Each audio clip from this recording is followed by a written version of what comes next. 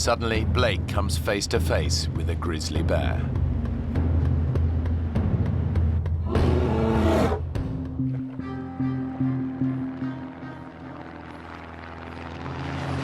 A specially chartered plane has dropped Blake Stanfield and his father Neil in a remote Alaskan wilderness 60 miles from the nearest settlement.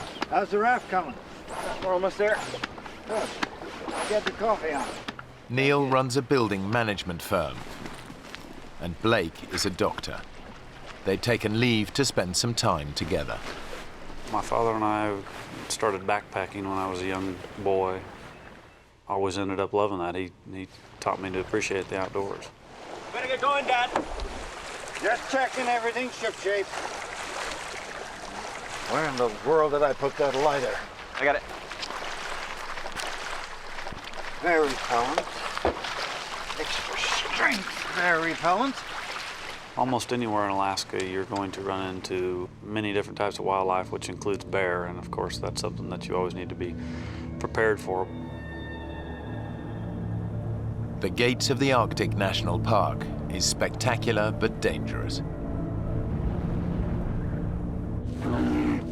It's home to hundreds of black bears and grizzlies, not to mention roaming packs of wolves.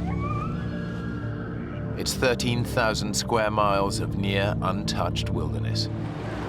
For 6 months of the year, the rivers are choked with ice. During the summer, it all melts, but this early in the season, some patches have yet to thaw. We're going too fast, Blake. It's going down, Dad.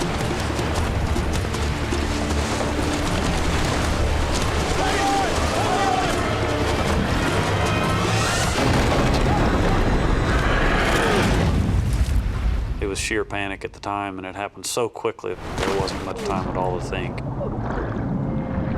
The next thing I actually remember was being pulled right underneath the ice. There was so little time to realize what had happened, except that it was a real problem. And the second ice shelf had no room to breathe. I really thought I had taken my last breath. My father and I both ended up with a lot of abrasions to the top of our heads because we kept trying to come up to the air that we were hoping was there. I've never thought of a worse way of dying than drowning, and was certainly thinking that that is how I was going to die. After being under that water for what seemed like an eternity, I just remember popping out, taking in a nice big breath of air.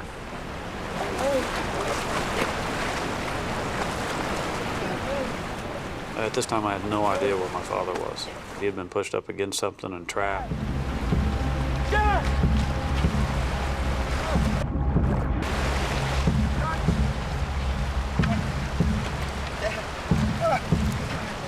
Oh my God, you're freezing. We gotta get you dry. It's okay, Dad. You're gonna be okay.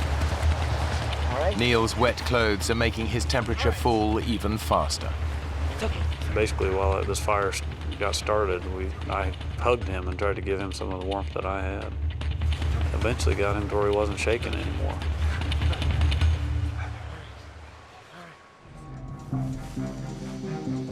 The freezing water has drained Neil's strength. He's 65 years old and still feeling the effects of an accident 12 months ago that left him with a broken ankle. Blake, can we just hold up here a minute? You're not even trying to find a place to stop. Oh, sorry, Dad. I just got carried away. There's no way we're just walking out of here. We're gonna have to find a good campsite and stay put. How agreed? All right.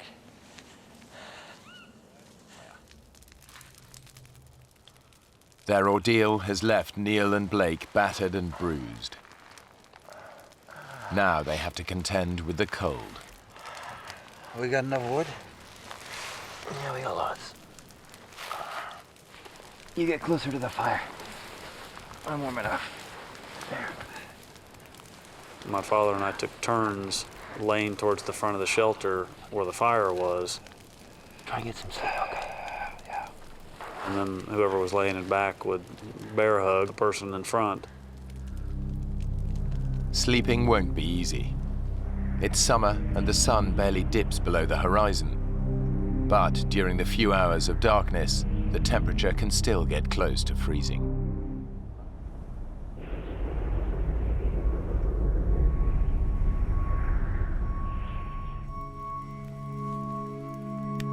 During the night, Blake has made a tough decision.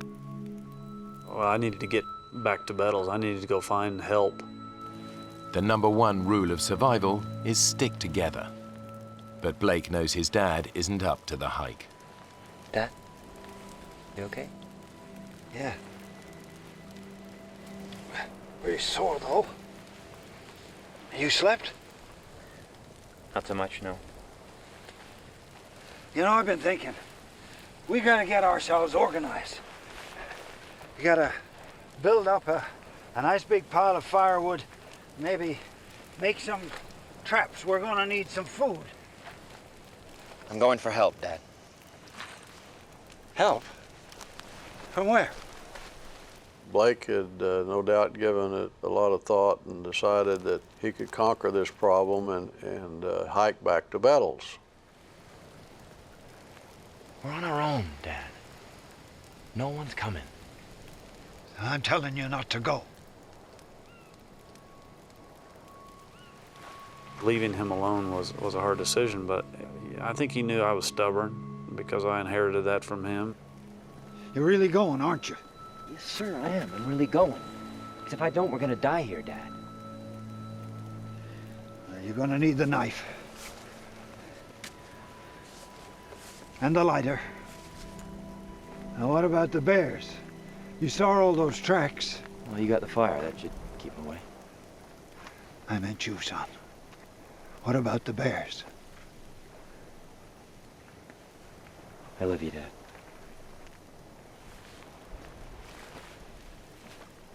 Yeah. Me too. Well, you know I do. I'm gonna come back, Dad.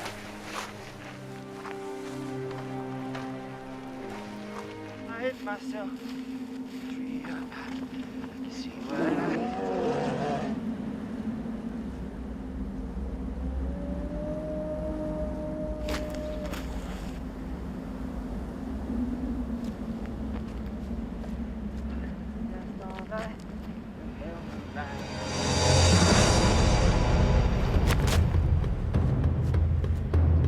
Suddenly, Blake comes face to face with a grizzly bear.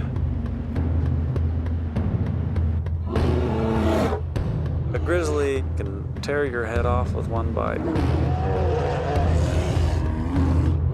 But their claws can rip holes through you like nobody's business, so you don't want to mess with them.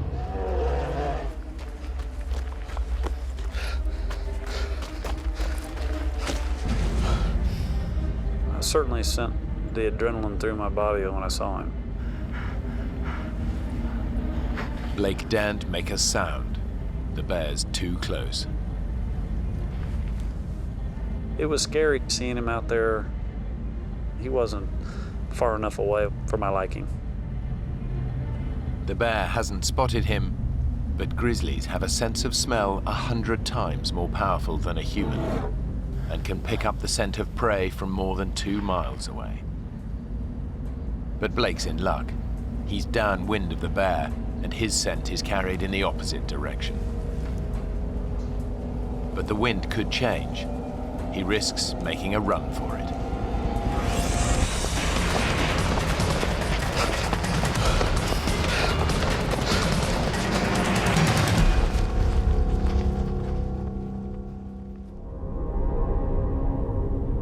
Now Neil faces his first night alone in a wilderness bristling with predators.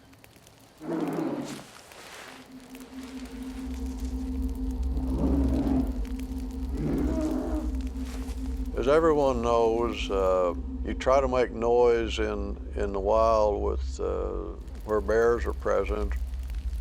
No, I said a lot of stupid things in order to make noise, and one of them was, I'm the king of this valley. Everyone who lives here at my pleasure. You want to see me, you have to go through my nights. Blake, where are you? Around 6 or 7 in the evening on Tuesday, I was laying over by my fire when I heard the sound of an airplane. And my God, he was coming up on me quick, I could tell. I ran as fast as I could. Hey! Hey! Hey! Hey!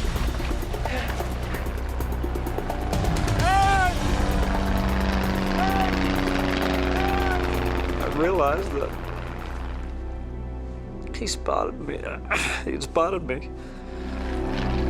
That was the same plane, and as they flew over me, they dropped a bag of stuff.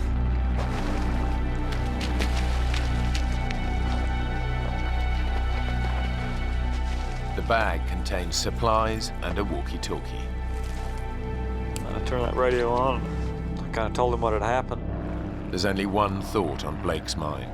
Please hurry! You gotta go find my dad! He's 50 miles upstream. There'll be a fire going. Just see a fire. The pilot launches an aerial search for Neil.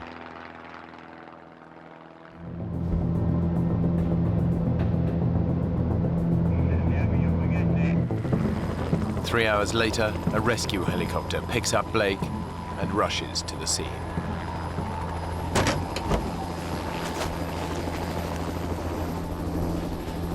Neil!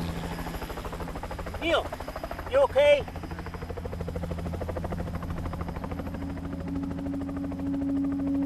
How did you know I was here? I asked your son. Blake? He climbed in that helicopter. Dad! I'm so sorry, Dad. So sorry. And hell, all I could say was, man, you look like hell.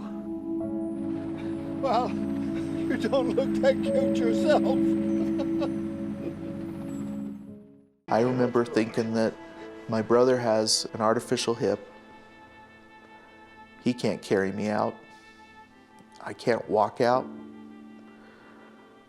I can't crawl out, and I'm stuck here. Southern Utah. This iconic western landscape is the result of 25 million years of sandstone erosion, which have left deep canyons littered with boulders and pools of freezing water. It's harsh and uninhabited, which is exactly why it appeals to experienced canyoneers like Justin and Jeremy Harris. Jeremy and I have shared a lot of experiences as we grew up as brothers. Justin's always been an icon to me. He's always been someone that I looked up to. Canyoneering is a passion that the brothers have shared since they were 7 years old. We can share things that brothers don't very often get time to share. Hey, little brother, wake up. What time is it? It's time to go. It had been a while since we'd been out on a hike, and November was, it was a little later than we wanted to go. It's freezing. We both had done quite a bit of winter hiking, so it wasn't something that was foreign to us, but it's definitely something that's going to complicate matters. You sure you're up for this today? I thought about that question, and I think, yeah, maybe part of me as his older brother thought that I needed to make the final say. Yeah, are you? Yeah, I'm up for it. You drove all this way, right? I didn't get too concerned about the pace that we were making until we got to the Retell. Is this it? That's it. The drop is too steep just to scramble down. They'll need to use ropes.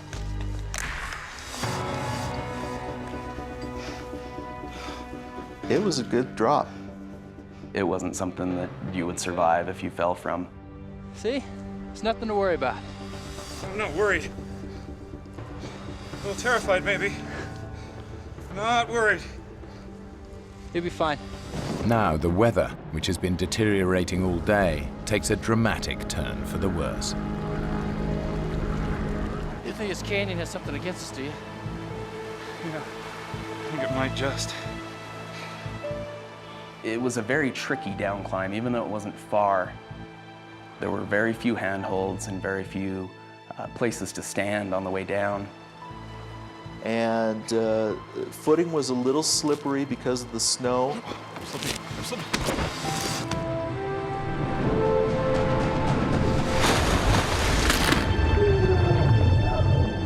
Justin! I knew without a doubt I had just broken my leg, and all I could do was scream. It was the worst pain I'd ever felt in my life. It's really bad, Justin. Justin's shin bone is shattered in 6 places. Internal bleeding is already restricting blood flow to other parts of his body. They don't know it, but this injury could kill him. Okay. What time is it? I remember thinking that my brother has an artificial hip. He can't carry me out. I can't walk out. I can't crawl out, and I'm stuck here. We're gonna get through this. You think? We're gonna make it. If I was gonna get out of there, it was gonna be up to Jeremy. That was really hard to be the one to take charge, because forever before, he was the person that I would look to when I didn't know what to do. According to the trail notes, Jeremy should be out of the canyon in 4 hours. But so far, the route has proven more difficult and far slower than expected. I think we were both pretty confident that I was going to be out soon and I could call someone and we'd get him out of that canyon. Jeremy should have been out of the canyon by now, but in the dark and without trail notes, he has missed the side canyon exit. Now his every step takes him further away from civilization and any hope of rescue for his brother. April 5th, 2000. Mackenzie Susan Harris. Mackenzie Susan Harris. May 1st, 1995. Skylar Christopher Harris. December 3rd. Patricia Lou Harris. I got stuck, and all of a sudden I realized that one of my worst fears is happening, that I might be starting to lose grip on the situation. And that really scared me. And so as painful as it was, I pretty much forced myself to stand up and endure some pain to try and get my system in check.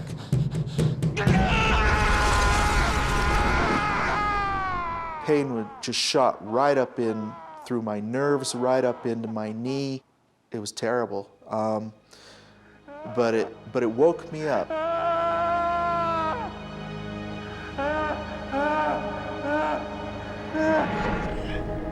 Jeremy has now been climbing through the canyon for over 24 hours. He's exhausted, but driven on by a single thought: to get back to his brother. Climbing up and taking so much energy, getting part of the way or most of the way up, I had never felt so drained.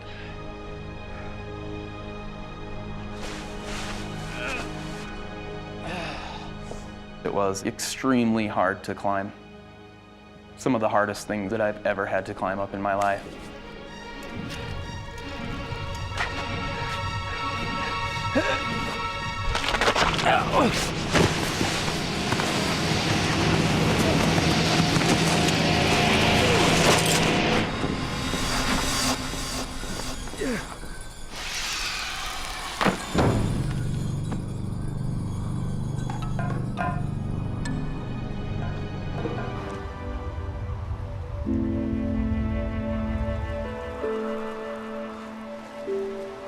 Jeremy! Jeremy! I'm thinking about my brother out there somewhere, and I'm picturing him frozen somewhere because it's too cold and he just can't make it. And I'm starting to lose hope. And I started to think that maybe he was dead.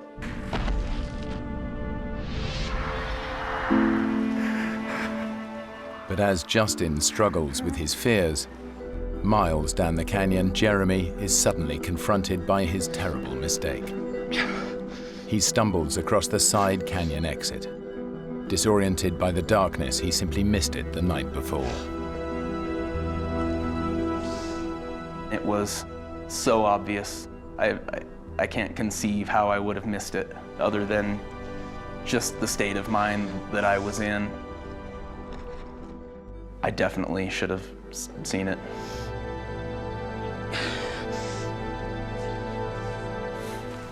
Jeremy may be out of the main canyon, but he cannot find the trail back to his camp, and in just 2 hours the sun will set. At the bottom of the canyon, Justin's battle for survival has become one of sheer will and faith in his brother. I knew he would do everything that he possibly could to get out of that canyon and to get help in for me.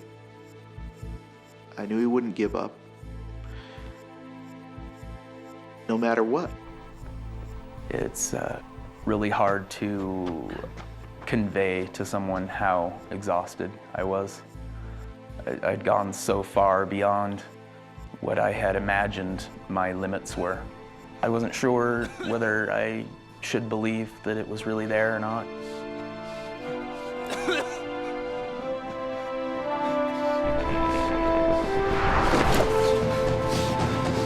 And I approached it, and it really was. I hadn't really even thought about my own physical condition. I was a wreck, and kind of amazed at the fact that I was even alive.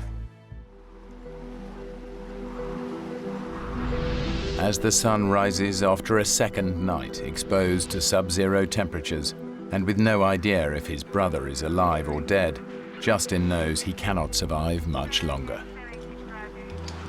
Hello? Hello? Oh! Hey. And then all of a sudden, out of the corner of my eye, I see a face pop around this boulder. And I think we were probably both pretty surprised to see each other. Justin, we see you. He's right over there. Base, we found him. And it was like, you know, they're here. They made it. They made it down. It was wonderful.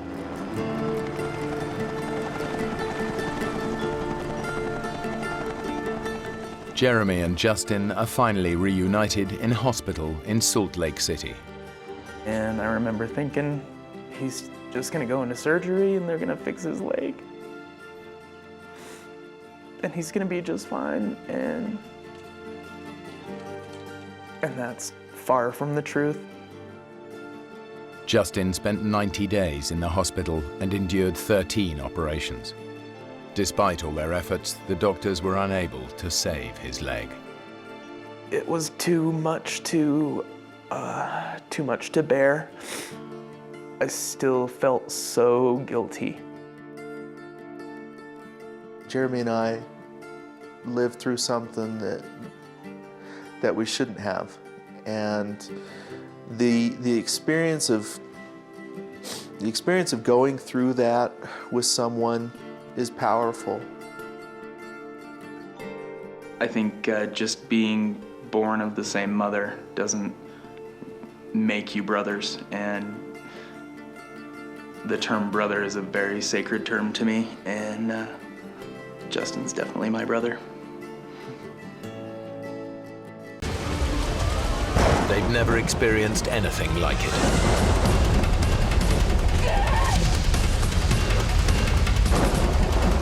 It's very hard to explain how loud it can get.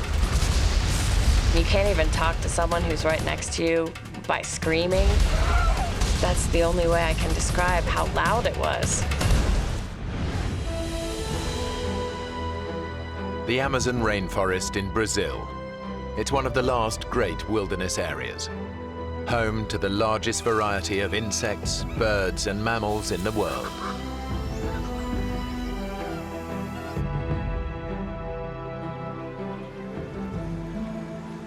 For Dave Boyer and Crystal Ramsey, it's the trip of a lifetime. Can you believe it? We're actually here in the Amazon. Hey, you know when I make a promise, I keep it. It's the realization of a dream they shared 2 years ago when they were a couple. Crystal and I dated for about 3 years and really were the closest you could possibly be. One day we were talking about our passions and I asked her the question, if you could go any one place in the world, where would that be? And the Amazon was #1 for both of us. Dave and Crystal aren't together anymore, but they are still close friends. There was no one I would have rather gone with than him.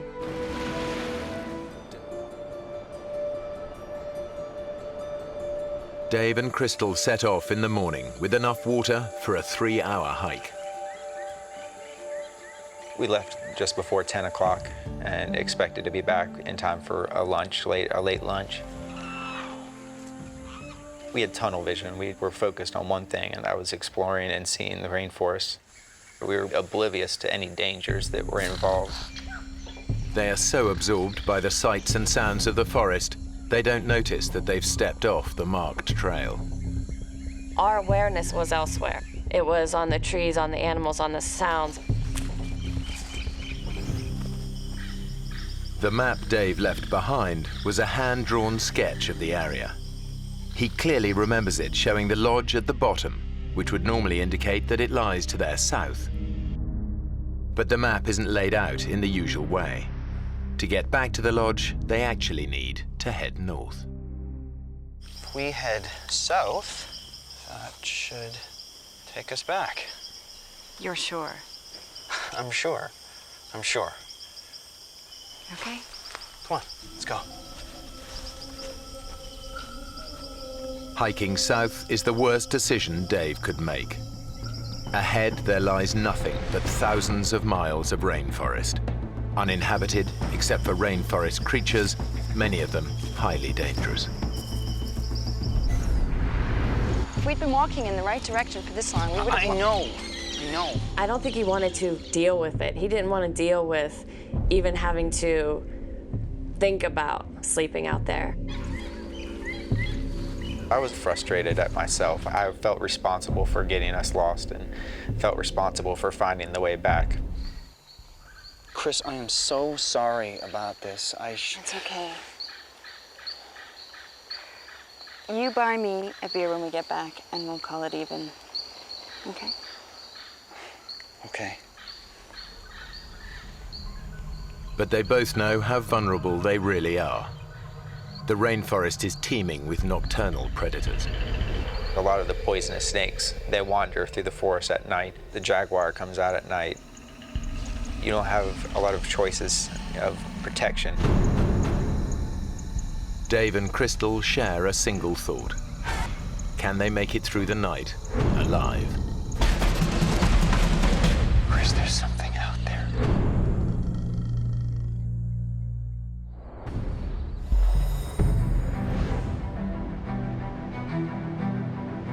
Dave and Crystal have survived the night unscathed. Almost. I'm covered in mosquito bites. Be grateful that's all that bit you. Very funny. So, what's the plan? Well, Dave needs to get them back to the lodge fast. Crystal's on medication for her depression, and he knows she doesn't have her drugs with her. By mid-afternoon, Dave is resorting to a new desperate tactic in his search for the lodge. I was trying to keep us in the same area of where we got lost in, kind of zigzagging back and forth, hoping to stumble upon the trail. let's try over there. Crystal was starting to get a little bit frustrated with that strategy. Dave was literally almost walking in circles and didn't realize that that's what he was doing. Crystal is starting to feel the pressure. My brain was saying, things are going downhill. As darkness falls, they realize they must endure another night. I was tired. I had not slept on the previous night. I was being driven insane by the mosquitoes. They were constantly biting me, making our bodies itch, and we would scratch it to the point where our bodies would start bleeding.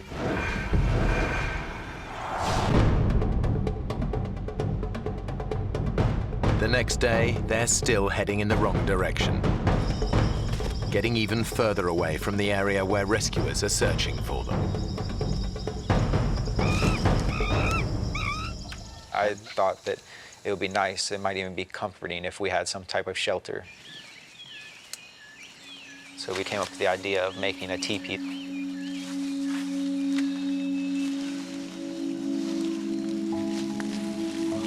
Excellent. Yeah. It was drawing us closer together. She told me that if I was as I was while we were lost, if we had always had that relationship in that past year, that we would still be together, that she saw all the things that she had fallen in love with in the first place. It looks good. We were trying to get our minds off of what we were going through, and we got even closer. My feelings had not changed since the day I met her. I was still in love with her. I still wanted her to be in my life and with me forever. But Dave couldn't be more wrong. A massive tropical thunderstorm is building in the skies above them, and it's about to put them in the greatest danger yet. They've never experienced anything like it.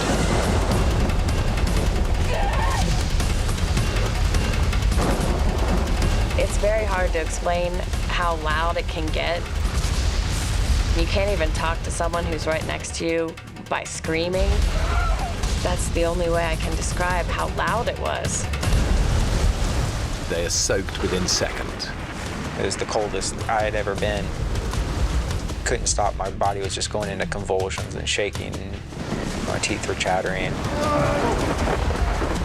Any hope of sleep is gone.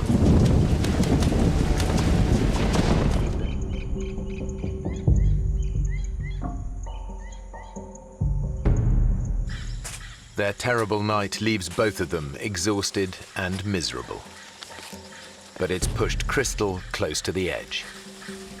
I think my own mind was more dangerous than anything that the jungle had.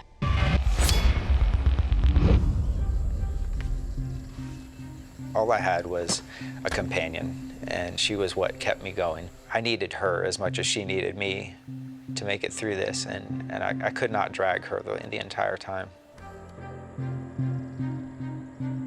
24 hours later, Dave and Crystal's situation is bleaker than ever. They are still hopelessly lost. And as their fifth night approaches, it's Dave who's struggling. Drained by lack of sleep and the effort of keeping Crystal going, he desperately needs rest.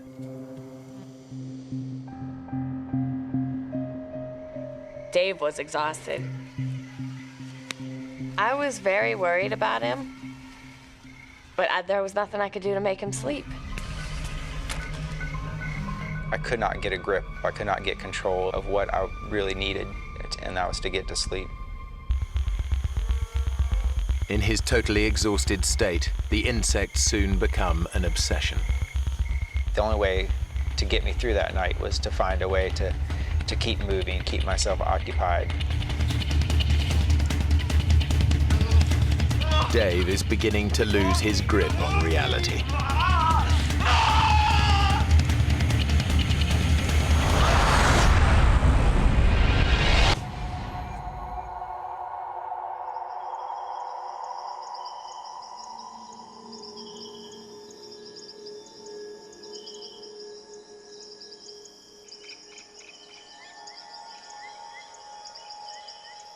I felt like I had lost this battle between me and the mosquitoes, between me and the night, between me and any sleep that I might get. For the first time, Dave thinks they might not make it out of the Amazon alive.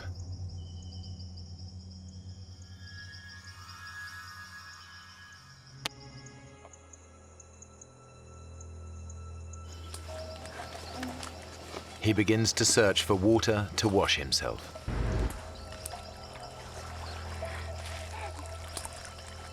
As we fought through some of the underbrush, when we got down there, there wasn't a creek, there wasn't a puddle.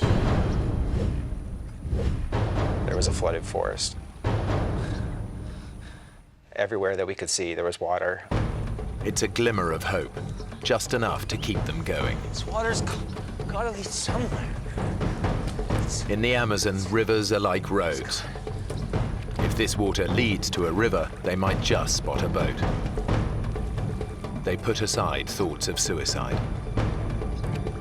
I got this surge of energy and some anger that made me want to fight through the water even more.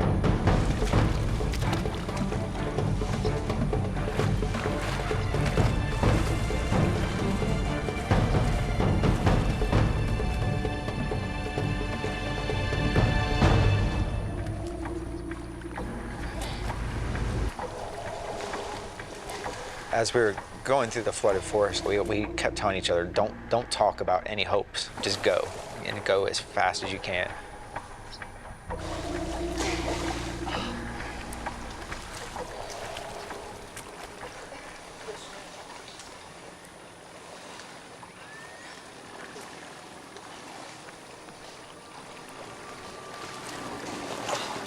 Dave, look! I thought to myself, I've got to be hallucinating. I said, David, am I really seeing that? You know, is that really real? And he said it was. Hey! Hey! Hey! Hey! He didn't wave back at us. It seemed like he was miles away. We immediately just started screaming, help, help, help, help me, please.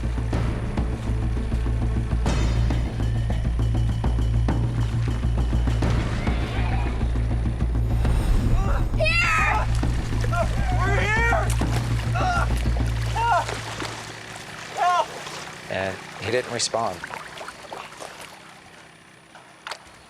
Help!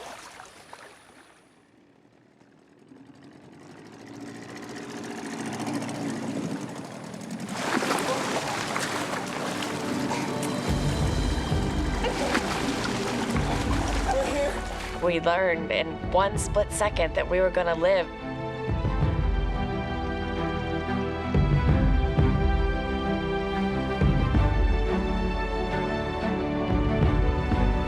I was screaming and crying and just definitely the best moment I've ever had in my life.